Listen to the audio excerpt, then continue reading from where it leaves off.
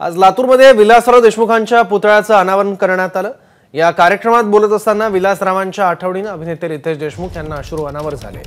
तसंच यावेळी रितेश यांच्या मातोश्री वैशाली देशमुख यांनाही अश्रू अनावर झाले।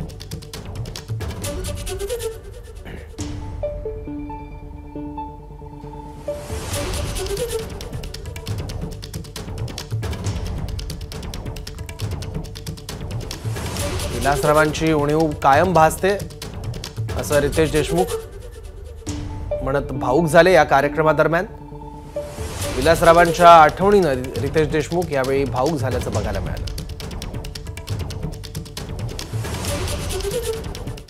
आज साहेबांना जाऊन जवळपास 12 वर्ष झाली। उणीव नेहमीच भासते।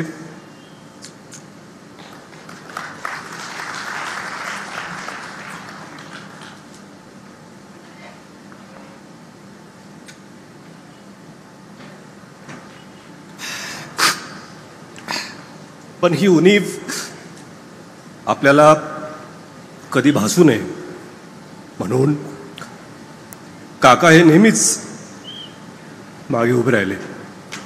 काकांना बऱ्याचशा वेळेस बोलता आलं नाही, पण आज मला वाटतं की